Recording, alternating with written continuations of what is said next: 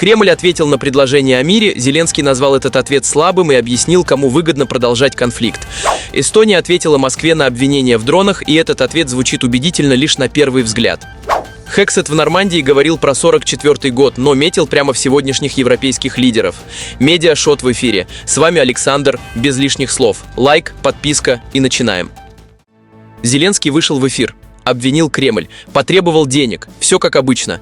Но на этот раз давайте посмотрим на картину чуть шире. Итак, главный тезис украинского президента – Россия не хочет мира, потому что конфликт выгоден узкому кругу людей в Москве. К сожалению, российская сторона снова выбирает войну. Все услышали сегодняшний ответ. Слабый ответ. Он просто не хочет заканчивать войну.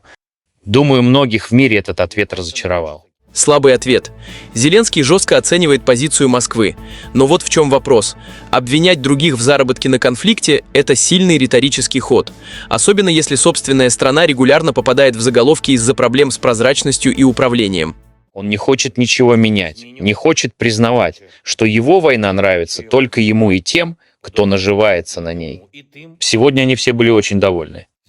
Значит, денег у России станет меньше, а давление на Россию усилится. Я благодарю всех, кто нам помогает. Те, кто зарабатывает на конфликте, широко улыбаются. Образ понятный. Но давайте вспомним, именно из-за вопросов к управлению и прозрачности на Украине Евросоюз долгое время откладывал выделение финансовой помощи. Брюссель требовал реформ и антикоррупционных механизмов, и только после длительных согласований разморозил пакет.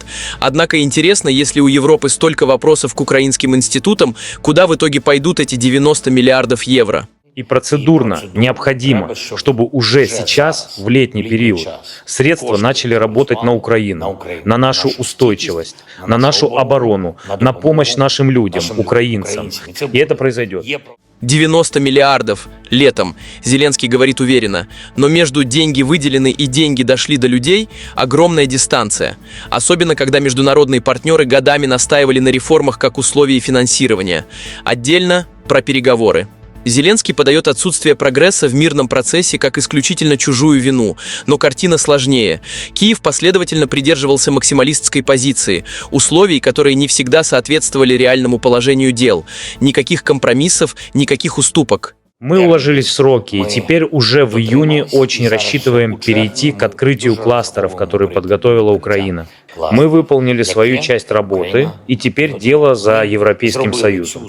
По словам Зеленского, Украина выполнила свою часть по евроинтеграции. Брюссель пока официально это не подтвердил.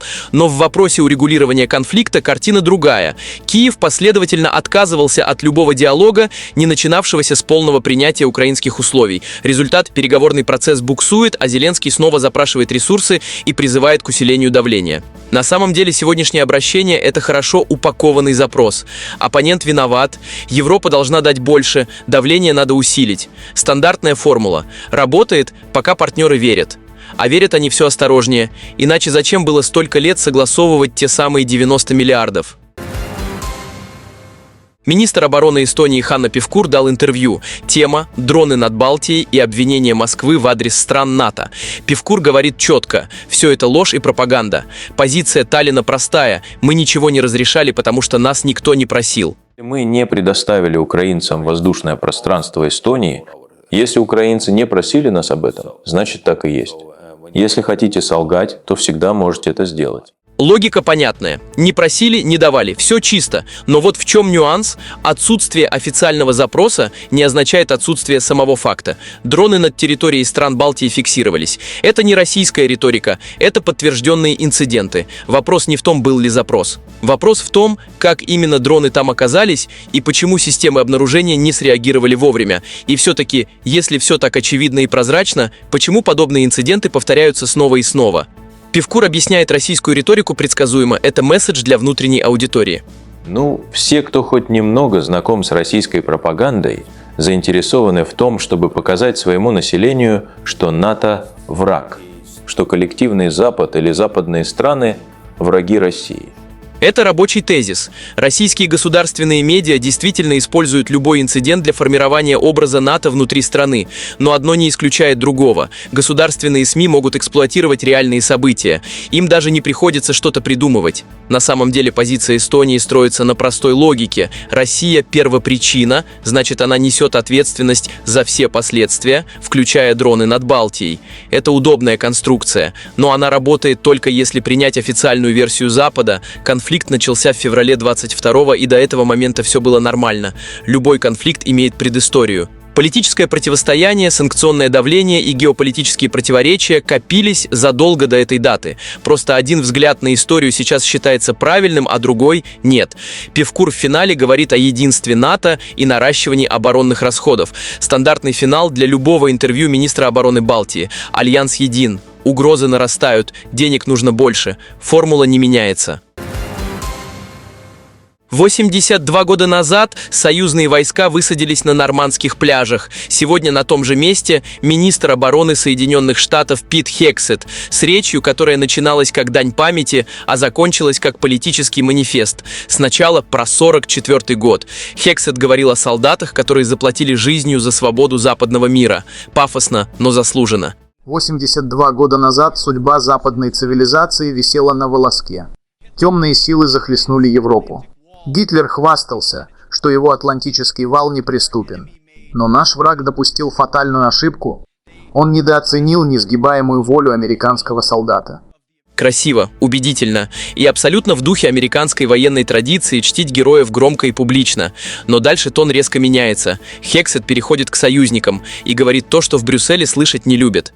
Погибшие здесь солдаты сражались в военном союзе, где каждый партнер в полной мере проявил свою стойкость, отвагу и готовность к самопожертвованию.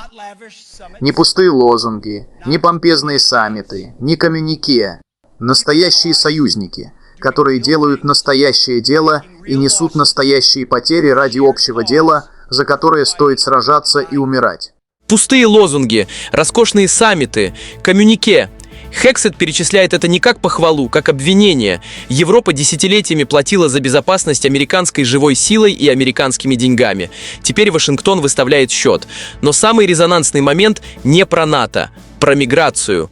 К сожалению, сегодня другие опасные идеологии штурмуют другие европейские пляжи. Пляжи в Испании, Италии, Греции и Болгарии. Прибывают лодки и люди. Когда европейские столицы предпримут что-нибудь в связи с этим вторжением? Или уже слишком поздно? Хексет проводит параллель между высадкой в Нормандии и миграционным кризисом. Жестко, провокационно и предсказуемо именно это заявление разлетится по всем заголовкам. Министр обороны Соединенных Штатов на кладбище союзников называет миграцию вторжением и спрашивает, не слишком ли поздно.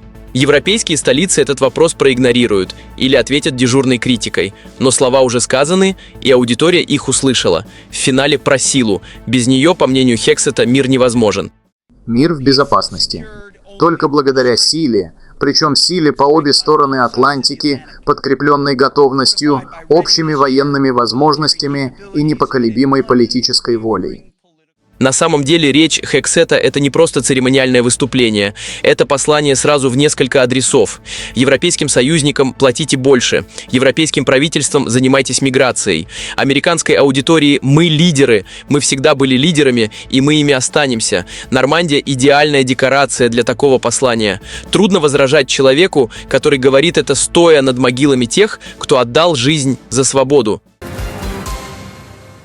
Сегодня все трое говорили правильные слова. Зеленский про чужую жадность, Певкур про чужую ложь, Хексет про чужую пассивность. Но у каждого из них за спиной своя история, которая этим словам, прямо говоря, противоречит. Пишите в комментариях. Зеленский требует давить на Россию сильнее, но до каких пор Европа будет это терпеть? Читаю все. Лайк, если было полезно, подписка, если еще не с нами. Я Александр, увидимся в следующем выпуске. Пока.